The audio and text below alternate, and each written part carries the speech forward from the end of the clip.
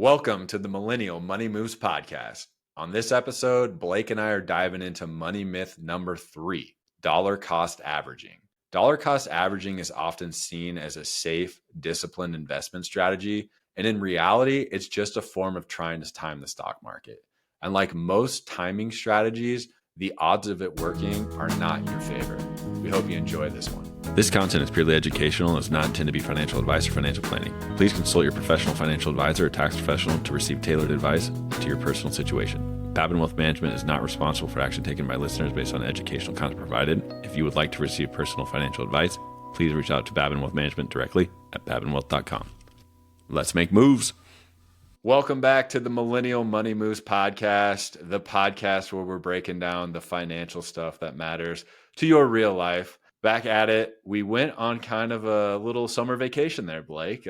I took 2 weeks off. You took a week off. Tell us about yours. Where'd you end up going? Yeah, and I think our viewers can relate. Summer, and especially in our industry, tends to simmer down, right? But as the viewers should know, we're both in Arizona, but my roots are in Connecticut and family in Boston. So did a little trip back to New England to enjoy the humidity. So how about you, man? How was your 2 weeks? Ours was good. So my fiance, Megan, she's from Cincinnati, Ohio area. So we went back there for a few days to see her family. And then we rented a car and drove from Cincinnati through Tennessee, North Carolina, Nice. South Carolina, and then made our way to Atlanta suburbs for our final stop. And yeah, man, got to experience some of that humidity too. I feel like every time we try and escape Phoenix in the summer, the heat just follows us. Like everywhere we went, they were like, it's way hotter than average. Heat wave. We You're were like, no. what the hell, man? Like, can we get some relief, please?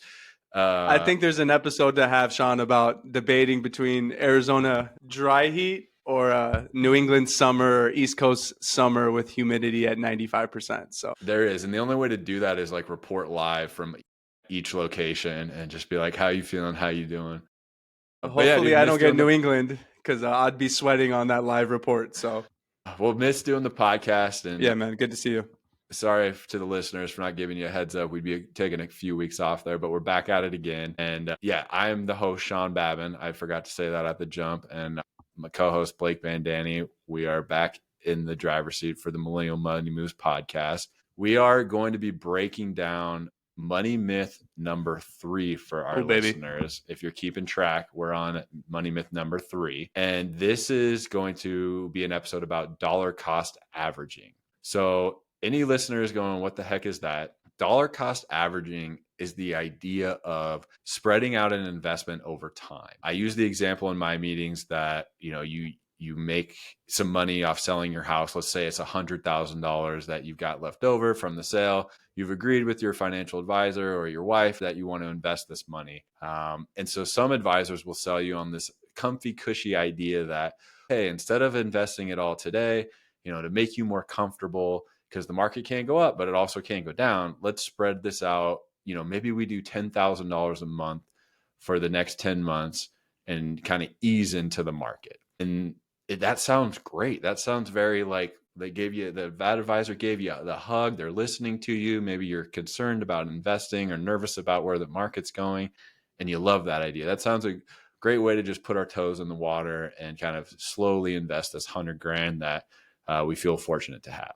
Well, if you're looking at the data, which we'll get into, dollar cost averaging is a huge swing and a miss. It's more of a market timing element than it is just actually investing. And what I mean by market timing is the only way that dollar cost averaging works out in your favor is if the market goes down.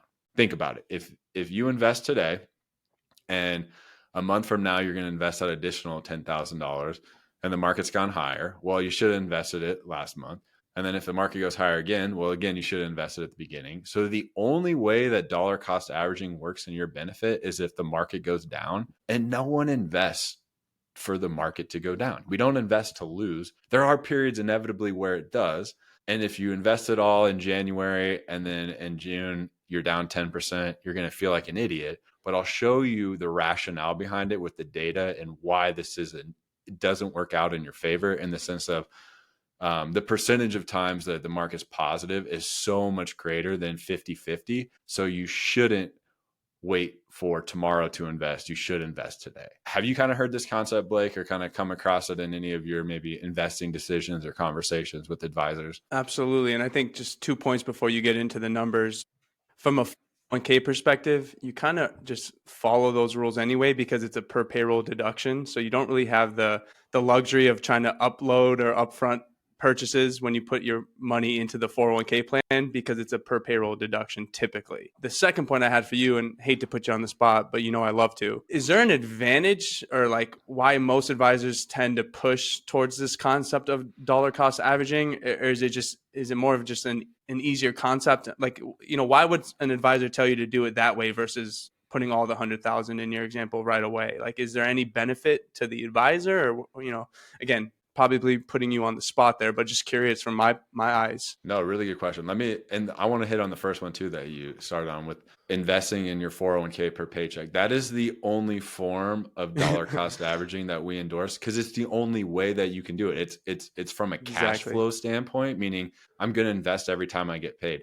It's not from a market timing standpoint where you're saying, I think the market's going to go down, so I'm going to wait till next week to invest. It's just on repeat. Every 2 weeks, you're investing. And that is a beautiful way to do it. I think from an advisor's perspective, if your client is hesitant to invest, this is like a way to make them more comfortable. It's like I said, they might not know the data behind it either. It's a client comes to you with $100,000, let's even call it $1 million, and they're wishy-washy or they're not certain or they're scared of the market or they have a story of their family losing money, trading stocks, whatever the case may be, it's emotional to them. But the advisor will go, instead of losing this prospect, how about we do this? How about we just do $100,000 now? Then we'll do $200,000 in 6 months and then $300,000 in 6 months until that whole $1 million is invested. Cause that's a win for the advisor, meaning that client's like, okay, I like that strategy. That sounds good. And now that's a new client or a prospect, whatever the case might be. And now they're working with them versus scaring them away and being like, no,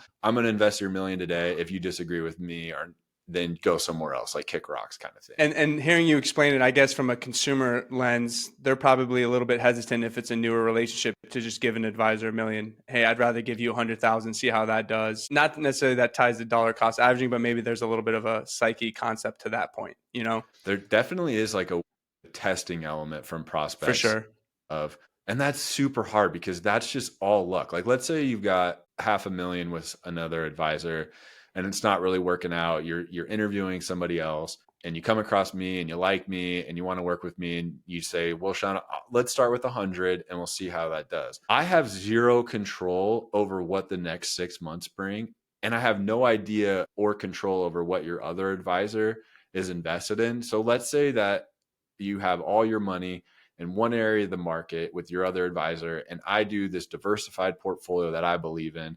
And that area of the market that your advisor in, that your other advisor is in, just is amazing over this next 6 months. And I do half of what that does in performance wise. That one does 20%. I do 10. Sure. You're an idiot, Sean. I'm going to stick with my guy. He made me 20%. Okay. The next year he's down 30 and I'm down 10. Who really wins? Like, where's the net? It's just guesswork. It's all about that's just purely testing the waters with no real, there's nothing other than just a luck element to that whole thing. So that's the same with dollar cost averaging. It's a pure luck element. If you slowly invest and the market goes down and you get to buy more shares at lower prices, then that's great. That was a guess that you made at that time and it worked out in your favor. Well said. Just a little nugget on the 401k side. I have had clients where they're like, well, I prefer to just put the limit of 23,500 in 2025 in their first couple payrolls. And as long as your HR team and payroll can handle that, it's absolutely enough. And your income. But what the nugget is if your company is offering a match, sometimes they only match on a per payroll basis. So if you front load that 23,500 in the first 3 months, you'll get matched whatever the company offers on the payroll perspective. But what about the other 9 months where you don't get to deduct because you've hit the limits? Well, now you're missing on employer match as well. So that's where it could ding you as well if you're trying to front load the market and try to time the market, whereas you just put the full amount across the full year. How do you know that your company does that or not? Because I've ran into that with clients and it's crappy because some companies do it, some companies don't. So it's like, it's not overarching, like this is the law. So how do you know? Yeah, it's honestly trial and error. Yeah, if you ever try to do it for 1 year and then you come back and say, well, my total match dollars was only 4% of those 3 paychecks, not my annual salary. Hey, sorry, we do a per payroll match. Make sure you change it for the next year. There are notices that should go out, but a lot of times the notices don't have to include if they're doing it per payroll. So it's a tough one. I think it's a rare case, but Okay. it's trial and error, you know? So it's not like ask your HR person, or do you have to like look in the plan documents? Yeah, I would say if you're entertaining the idea of, well, I still kind of like this idea. Sean made a great point. Maybe I just put the 23,000 in early. Just reach out to your HR team or your benefits team and say, hey, if I do this, am I going to miss out on any potential match? And they should answer that I'll question. have clients who will like get aggressive, do like 15, 20% in the first 6 months and max it out. Yep. And then a couple people, we've noticed that, and it's, you know, before I even knew it was a thing. And then you go, shoot, like we need to smooth this out over the entire year versus getting all, you know, aggressive about it in the first 6 months. And you could lose out. I mean, it's not going to be insane amounts because it's still usually typically a 4 to 5% match, but it's still probably a couple $1,000 if you're in that high earning bracket. So you got to be cautious of that. Yeah, no, like you said, if you only got 4% on, you know, 6 months of salary versus 12 months of salary, bingo, big difference. And you're making good money, like that's a huge difference. You got it. But so show us the number, Sean. I'm curious to see it come to life here as far as putting in the 100,000 or putting it over 10 months. Yeah, let's bring this up. All right, so the whole notion is like on a month to month, you know, week to week, year to year, what's the batting average of the stock market? Like, what has it done? Like, how much is it positive or negative? And is it better to put my money in today or wait? And that's really all the dollar cost averaging is. That's what it boils down to. Should I invest that 100K today that I made off the sale of my home, or should we slowly dip this into the market? So what I've pulled up for the listeners out there is a bar graph that shows the total percent positive returns for the S&P 500 going from 1928 to 2022, and percent positive in, you know, every day. So in one day, every single day going back to 1928, how many times was it positive versus negative? And the percent positive is 53%. And then you stretch that out from 1 day to 10 days to 1 year to 5 years to 10 years to 20 years. And what I love about this data set, Blake, which might be hard to wrap your head around, but it's any 1 year period. So what that means is it's not just January 1st to December 31st of 1928. Well, it's January 1st to December 31st. Then it's January 2nd to January 1st of, like, they spin the data at any 1 year increment of any day of any year. And that's how you get these data sets. So what it's showing you, again, listeners out there who can't see it, is just how robustly positive the S&P 500's percent positive is, starting from 1 day. So at any 1 day, the S&P 500 is positive 53% of the time. That makes sense to me. It's just a coin flip. Every morning you wake up, your account could be up or down. Those are your two options. It's just like playing roulette. You black or red. What are we doing? And no one would do this if that stayed consistent from 1 day to 1 year to 5 years to 20 years. If it was always a 50-50 chance, we would just be going to the casino having the same kind of outcome.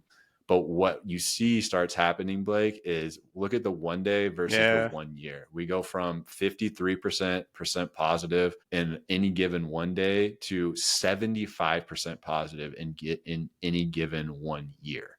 So right there shows me that those odds that are in your favor is why would you invest any differently? Like the line that I use for people is the best day to invest was yesterday. Today is the second best day. Love it.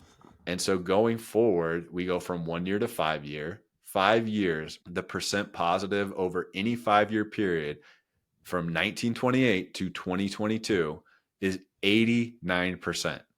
And then you get to 10 years, it's 94%, 20 years, 100%, 30 years, 100%.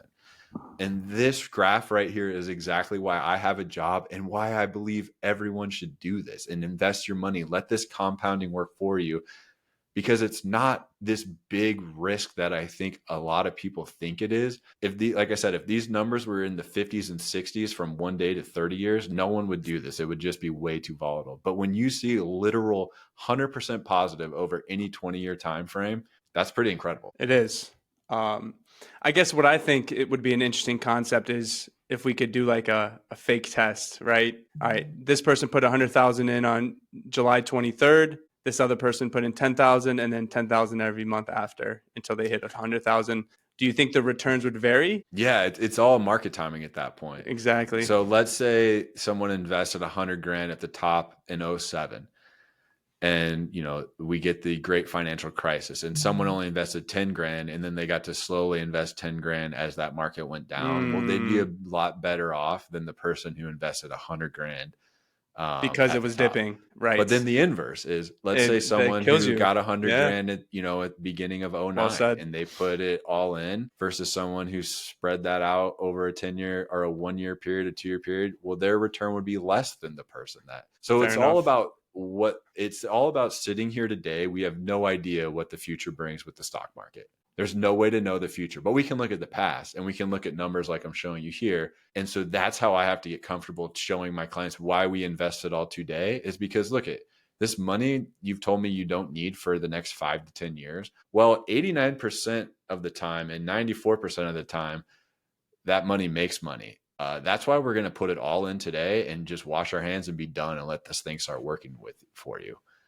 If you're telling me you need this money in a year, maybe we're not investing it. Maybe we're buying CDs or something. That's a little too risky. But that 5 to 10 year window, that's why we put it all in today. And, everyone gets hesitant about the current state of the economy. I don't like Trump. I like Trump. I don't like Biden. Whatever. It's political. People get emotional and they always think they know what's coming on the horizon. And they'll come up with any excuse not to invest, when literally the best time that was to invest was the prior day. So that's the mental and emotional battle that me as a financial advisor have to get you comfortable with. And I just love telling stories with data because it removes like, what does Sean think? And it just purely shows black and white. And here's why we're going to do what we're going to do today. It's because of this. And I hope I can get you comfortable with these numbers and understanding why we're doing it now versus, oh, Mr. and Mrs. Client, let's do what you want to do. Let's stretch it out, because honestly, it could work and it could not. And if they don't listen to me and they do it their way and it works out, well, then I'm an idiot. And if they do it my way and it does work and it doesn't work out, then again, I'm an idiot. So that's always going to happen, but you have to get them comfortable with understanding these numbers and why we do what we do in that sense. Well said. I think the image, hopefully the viewers will go onto YouTube to look at it, but it speaks for itself, right? What's the old saying? Men lie, women lie, numbers don't. So I love that, man. So yeah, I think, final arguments here is like, if you're considering making a large investment, definitely normal to kind of feel hesitant about that.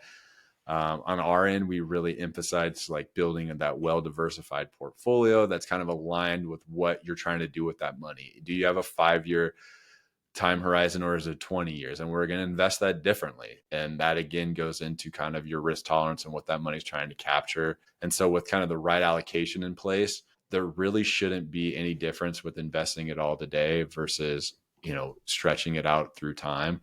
But as you can see from the data, investing it in day one works out for you way more than it does kind of stretching that out over a course of 6 months, year, 2 years, however you define that. Absolutely. And I think just going through this and talking it through with you, I think maybe there's an aspect of dollar cost averaging, feeling a little bit more secure. But what's secure? There's nothing secure when you invest, right? So is that why you're going with the dollar cost averaging method? Exactly. And that's the myth of it. The myth makes you, dollar cost averaging sounds like a smart investing decision. And that's what I was trying to say. In my opinion, a myth, because you pull out these numbers and you realize that slowly investing doesn't work out for you long term. It's you should have invested it at that time.